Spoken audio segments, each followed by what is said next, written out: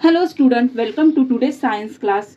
Today we are going to learn about the diversity in living things and their classification. आज आपण सायन्सचा diversity in living things and their classification हा lesson class 7 चा पाहणार आहोत. So let's we will see. Can you recall in which sphere of the earth do living things exist? In which sphere of the earth do living things exist म्हणजेच पृथ्वीवर कोणत्या लेअरमध्ये किंवा स्पियर्समध्ये living things आढळतात हे तुम्हाला माहित आहे का? The geographical condition in at different places on the earth are very different. We find that living things exist in all these diverse conditions. When we live in a certain place, we adjust to the condition there. Various type of living things have survived because their ability to adjust themselves to the condition in their surrounding. In living things, in all regions, land, water, air, and even underground, the geographical condition at different places on earth are very different. We find that living things exist in all these diverse conditions.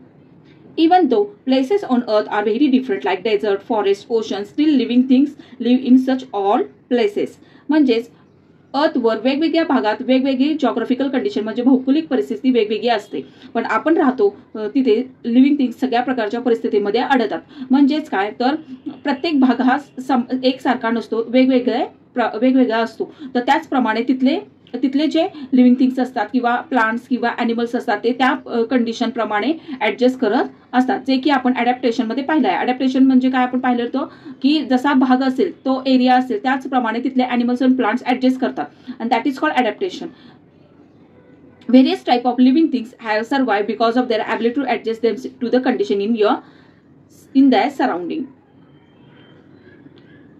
This is called an adaptation. Animals and plants change themselves slowly over time to survive.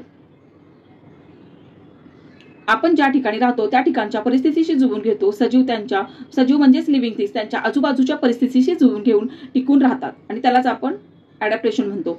Are the plants and animals that you have seen all alike? No, they are very different in shape, size and color and type. म्हणजेच living things आपण जे आपल्या अवतीभोवती जे plants आणि animals असतात ते same असतात का, एकसारखे असतात का? तर नाहीच, कारण की प्रत्येकाचे जे शेप, साईज, कलर आणि टाईप हे काय असे असतात, वेगवेगळे असतात. फॉर एक्झाम्पल आपण क्रो जर पाहिला तर क्रो कसा असतो, डिफरंट. तेच पिजन कसं असतं, म्हणजे ॲनिमल्सचं मी एक्झाम्पल देते. तर पिजन्स कसे असते, डिफरंट असतात, त्यांचे स्ट्रक्चर डिफरंट असतात, कलर डिफरंट असतात, साईज डिफरंट असते. सेम तसेच हिबिस्कस आणि रोज जर आपण फ्लावर्सचे प्लांट पाहिले तर त्यांची स्ट्रक्चर म्हणजे त्यांचे लीफ जे असतील ते वेगळे असतील किंवा त्यांना जे फ्लावर्स जे येतात ते कलरला वेगळे असतात. म्हणजे सर्व गोष्टी कशा असतात, वेगळ्या असतात. So there are very different in shapes and size and colour and type. Diversity in plants.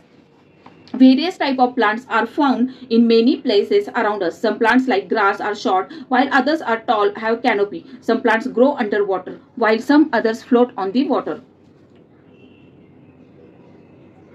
Various types of plants कसे असतात, डिफरंट असतात. म्हणजेच काही उंच असतात तर काही उंचीला कमी असतात, म्हणजे बुटके असतात. तर काही पाण्यात प्लांट्स येतात तर काही पाण्याच्या खाली येतात, अंडरग्राऊंड मध्ये पाण्यात येतात. तर काही पाण्याच्या वरती फ्लोट होत असतात. म्हणजेच काय तर आपण पाहतो की वेगवेगळे प्लांट्स हे वेगवेगळ्या पद्धतीने त्यांचे ते स्वतः ग्रो होत असतात. We find that some plants grow even in desert. तर काही प्लांट्स असतात ते डेझर्टमध्ये म्हणजे वाळवंटात सुद्धा येतात. Moreover we find that there a lot of variety of same type of plant.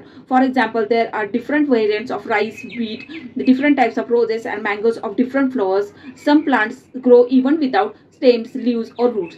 These are very different from ordinary plants. Let's study this diversity among the plants. म्हणजेच इथे एकसारखे प्लांट्स नसतात तर त्यांच्यात वेगवेगळे विविध डिफरन्स दिसून येतो. त्याचप्रमाणे एक्झाम्पल दिले आहेत की राईस, व्हीट या प्रकारचे जे प्लांट्स असतात त्यांची प्रत्येक गोष्ट कशी असते, डिफरंट असते. त्याचप्रमाणे रोज आणि मँगोज हे सुद्धा वनस्पती किंवा त्यांचे जे स्टेम असतात, लीफ असतात त्या सर्व काही वेगवेगळ्या असतात. त्यांचे खोड, पाने, मुळे हे सर्व म्हणजे प्लांट्स असतात ते वेगवेगळे असतात. Plants make their own food in sunlight. Such plants are called autotrophic plants. तर जे प्लांट्स जे वनस्पती म्हणजे जे प्लांट्स सनलाईट पासून स्वतःचे अन्न स्वतः तयार करतात, own food, making own food itself, म्हणजे own way, that is called autotrophic. म्हणजे जे कोणावरही अवलंबून नसतात, ते स्वतःचं अन्न स्वतः तयार करतात, त्यांना ॲट्रोटॉपिक प्लांट्स म्हणतो. मग ते कोणते आहेत तर इबिस्कस, प्रोमगेनेट, पेरिविंकल, जास्वंद, डाळिंब, सदाफुली. तर some plants like funguses, loranthus, dodder use other plants for food and are said to be heterotrophic. तर काही प्लांट्स असे असतात की जे दुसऱ्यांवर डिपेंड असतात, अदर प्लांट्सवर डिपेंड असतात, त्यांना काय म्हणतात हेट्रोट्रॉपिक. तर ते कोणते आहेत? बुरशी, लोरंथस, आम्रवेल. म्हणजेच कोणते तर फिंगेसेस, लोरंथस, डोल्डर. तर काही प्लांट्स असतात ते पीचर प्लांट असतात, म्हणजे insectivorous. Plants like pitcher plant even consume insect, they are called insectivorous. म्हणजे काही प्लांट्स हे कीटक खातात आणि त्यांना कीटकहारी म्हणजेच इन्सेक्टिओरस असे म्हणतात. This see student, some make their own food, some depend on others, and some even eat insect, and some plants are tall, some are grow underwater, some are grow on the float of water. These things all are diversity in plants. Next topic, the structure of plant.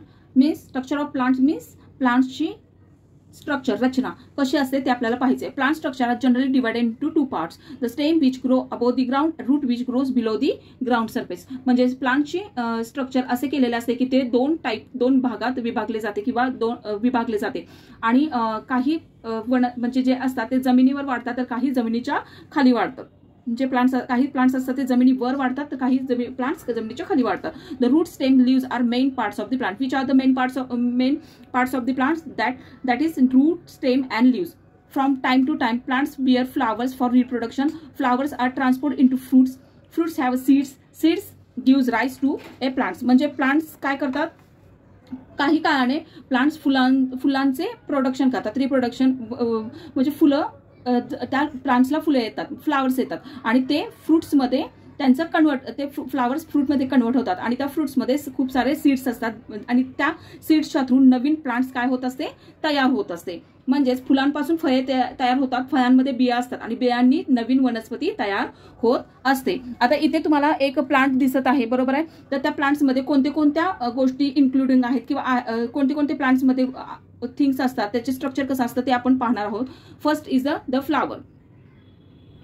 This is the most attractive part of a plant. It is connected to the stem by stalk, which may be long or short. Flower has a typical color and shape. The flower is an important means of reproduction. म्हणजेच इथे plants मध्ये जे flower असते हे अतिशय attractive म्हणजे आकर्षक असते की ज्याच्या stock which may be long और शॉर्ट. म्हणजे ते स्टॉक म्हणजे काय, त्याचं देठ जे असतं ते लांब व छोटे असते, म्हणजे शॉर्ट असते. आणि ते त्याच्या जे इथे बघा हे जे कनेक्टेड झाले ना, म्हणजे हे खोड आहे सपोज, म्हणजे त्याचं सपोर्टिव्ह लाईन आहे, तर त्याच्यामध्ये ते स्टॉक काय झालेलं असतं? कनेक्टेड झालेलं असतं आणि त्याला विविध रंगाचे फुलं किंवा विविध आकाराची फुलं येत असतात. म्हणजेच काय, रिप्रोडक्शनसाठी फ्लावर हे खूप इम्पॉर्टंट रोल प्ले करते. Next is the leaf. The leaf is a flat. The leaf is a flat. It plays an important role in the production of food. Leaves are mainly of 2 types: simple and compound leaves.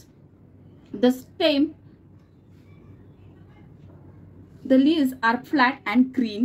They make food for the plant. There are 2 types: simple leaf and compound leaf. म्हणजेच इथे पाने leaves कसे असतात? Flat म्हणजे सपाट, आणि green हिरव्या कलरचे असतात. त्याचबरोबर ते अन्न तयार करण्यासाठी खूप महत्वाचा रोल प्ले करतात. त्याच्यामध्ये 2 प्रकारचे लीव्स असतात. ते कोणते असतात? Simple and compound leaves. म्हणजे सिंपल पाने, साधी पाने असतात. कंपाऊंड मीन्स संयुक्त पानं. त्याचबरोबर फ्लावर्सचं तर आपण पाहिलं आहे. फ्लावर्स कसे असतात? Most colourful and beautiful part. They grow on the stem with stalk and flowers help to plants to reproduce or make seed, and each flower has a shape and color. Now we will see the stem. The stem, what is stem? The height, shape and size of a plant depends upon the stem. Stem carries out the function of production, conduction and storage of food. In some plants it has the function of reproduction. It gives support to other plants, parts of plant. Means the height shape and size of plant depends upon the stem. Stem म्हणजे खोड, म्हणजे त्याचा जे size असते किंवा shape असतो किंवा त्याची हाईट असते ते सर्व कशावर डिपेंड असते, त्या प्लांटच्या खोडावर म्हणजे स्टेमवर. And it carries water and food to all parts. म्हणजे काय करतं ते खोड जे असतं ते स्टेम असतं, सर्व प्लांटच्या जो पार्ट असतो त्याच्यामध्ये ते पाणी आणि अन्न काय करत असते, पोचवत असते. तर काही झाडांमध्ये रिप्रोडक्शन करण्याची सुद्धा फंक्शन कार्यरत करत असते. Now next, the fruits have a different shapes. Fruits contain one or more seeds. The pods of beans and peas are actually fruits. म्हणजे फुले फळांमध्ये काय करत असतात, कन्वर्ट होत असतात. म्हणजे फुलांच्या थ्रू ते फळांमध्ये कन्वर्ट होतात आणि फळांमधून आपल्याला आताच पाहिलेलं होतं, फळांमध्ये आपल्याला खूप साऱ्या सीड्स मिळतात, बिया मिळतात आणि त्या बियांपासून पुन्हा एकदा नवीन एक सेम तसे झाड तयार होत असते.